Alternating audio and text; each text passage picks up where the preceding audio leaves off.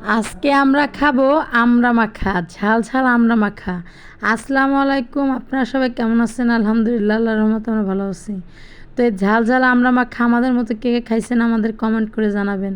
তো আজকের আমড়া মাখাটা কিন্তু রুষাই মাখাবে। তো রুষা কিন্তু দেখেন অনেকগুলো আমড়া আনছে তো এই জায়গা, তো সে কিন্তু খেলার ছলে আমড়াগুলো মাখাইতেছে।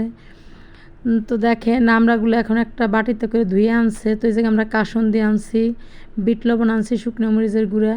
তো এই জায়গায় কিন্তু আমরা লাল একটা প্যাকেট আনছি। তো প্যাকেটের ভিতরে করেই আমরা এটাকে এই করবো, মানে প্যাকেট বলতে একটা ব্যাগ, সে ব্যাগের ভিতরে করে আমরা আমড়াটা ছেঁচা দেবো। তো এই আমড়াটাকে আমরা বলি ছেঁচা আমড়া মাখানো। তো দেখেন একে একে কিন্তু রুষা সব আমড়াগুলো ভিতরে ঢুকাইতেছে। তো এই আমড়াগুলো ওর এখন কি করবে, ও একটা খেলার ছলে যে আম্মু আমি এরকম একটু ঘুরেই তুমি করো, একটু ভিডিও করো। সেটা বললাম ঠিক আছে। আজকের আমড়াটা কিন্তু ওর হাসি খুশি ছিল অনেক, আর আমড়াটা যখন মাখাইছে মনে হইতেছিল যে খেলাকুটি খেলতেছে। তো বলতেছে যে আম্মু আমি আজকে আমড়াটা মাখাবো আমার খেলাকুটিভাবে, আমি যেভাবে খেলাকুটি খেলাই এরকমভাবে আমি আমড়াগুলো মাখাবো। বলছি ঠিক আছে মাখাও। তো দেখেন একে একে কিন্তু এখন আমড়াগুলো এই করে মরিচের গুঁড়ো দিতেছে। আসলে কিন্তু মরিচটা আর তেমন একটা পছন্দ না, কিন্তু আমরা মাখা বলতেছে আম্মু এটাকে ঝাল ঝাল আমরা মাখাবো, আমি না খাই তোমরা খাবা।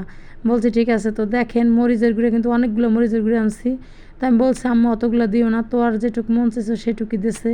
তো মরিচের গুঁড়ো দেওয়ার পরে এখন কাসুন্দি দেবো আমরা। তো কাসুন্দিগুলো আমাদের হিন্দু বাড়িতে বেচে, তো সেখান থেকে আমরা কিনে আনছিলাম। কাসুন্দিগুলো কিন্তু অনেক ভালো।